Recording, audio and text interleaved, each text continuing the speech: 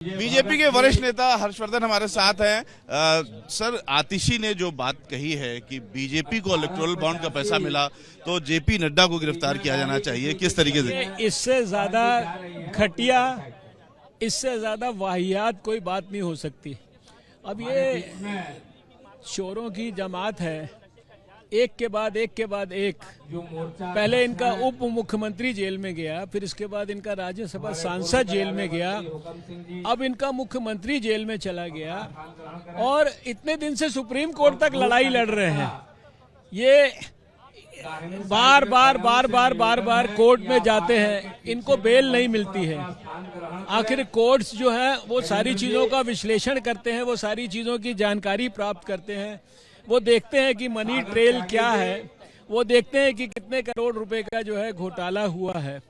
इसलिए इनकी इन वाहियात बातों का कोई मतलब नहीं है। हमारा यह है कि सीधे सीधे काम की बात करो। आपका मुख्यमंत्री भी जो किंग पिन है आपके इस घोटाले का, वो अब पकड़ा गया है। 9वीं बार समन के बाद उसको घर में जाकर गिरफ्तार किया गया है। गिरफ्तार होने के बाद उसने कल कोर्ट के अंदर 3 वकील खड़े किए, देश के प्रतिष्ठित वकील, उनकी बात को भी रिजेक्ट कर दिया गया। अब वो जेल के अंदर है। हम तो सिर्फ कह रहे हैं कि भाई अब जेल में जाने के बाद और इतना कुछ सिद्ध होने के बाद अब आपको अपने पद पर बने रहने का कोई अधिकार नहीं है। मैं बार बार कहता हूं, दिल्ली में जब दिल्ली की विधानसभा शुरू हुई थी तो मदन लाल खुराना दिल्ली के पहले मुख्यमंत्री थे। उनका और लाल कृष्ण आडवाणी जी का किसी ने डायरी में नाम लिख दिया था हवाला के अंदर, जिनको लाभ मिला। उन्होंने मुख्यमंत्री पद से इस्तीफा दे दिया था, लाल कृष्ण आडवाणी जी ने पार्लियामेंट की मेंबरशिप से इस्तीफा दे दिया था और दोनों ने कहा तब तक मैं असेंबली में या पार्लियामेंट में नहीं आऊंगा जब तक कि मैं निर्दोष सिद्ध नहीं होऊंगा।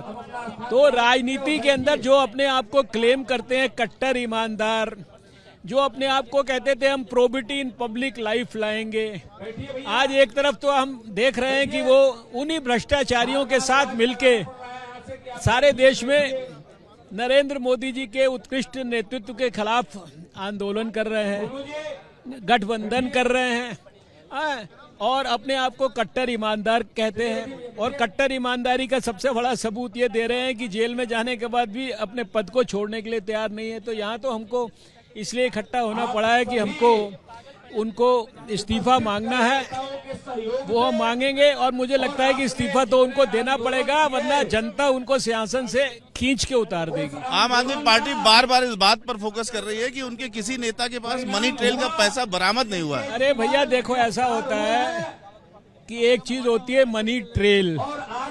मनी ट्रेल सिद्ध हो गई, अगर सिद्ध ना होती तो ईडी की बात सुप्रीम कोर्ट भी क्यों मानता, ये बताओ। आखिर 2 बड़े नेताओं को बेल नहीं मिली, छोटे कोर्ट से लेकर और सुप्रीम कोर्ट तक नहीं मिली, बार नहीं मिली और 1 साल से ट्राई कर रहे हैं। इससे ज्यादा कोई सबूत इनका घोटाले में इन्वॉल्वमेंट का क्या हो सकता है, आप मुझे ये बता दीजिए। अब एक नए आरोप के साथ आए हैं आम आदमी पार्टी कि बीजेपी को शरद रेड्डी ने पैसा दिया इलेक्टोरल बॉन्ड के बाद। मैं कोई ये बॉन्ड के बारे में ना तो मुझे पता है, ना मैं कोई इसका स्पेशलिस्ट हूँ। वो सुबह से रात तक झूठ के ऊपर उनकी सारी राजनीति टिकी है, झूठे बयान देते हैं, झूठी बातें करते हैं। मुझे उस पर कोई कमेंट नहीं करना। मेरा कहना है काम की बात करो यार। कट्टर ईमानदार हो, पकड़े गए हो चोरी में, तुम जो है इस्तीफा दो, उसका जवाब दो ना। हम तो सिर्फ आपसे डिमांड है इस्तीफे की। जेल से सरकार चलाने की बात हो रही। दिल्ली के लोगों ने इतने सारे जो उनको सपोर्ट दिया, पहले तो कांग्रेस से मिलके 49 दिन की सरकार बना ली थी जिसके खिलाफ चुनाव लड़ा था। दूसरी बार दिल्ली के लोगों ने उनको 67 सीटें दी, 62 सीटें दी। इतना दिल्ली की जनता ने सपोर्ट किया। वो जेल से सरकार चलाने के लिए नहीं दिया है, जनता के हितों की रक्षा करने के लिए हम लोग हैं और उसी की मांग हम यहाँ पर कर रहे हैं। कैमरामैन नितिन के साथ रविकांत, एबीपी न्यूज, दिल्ली।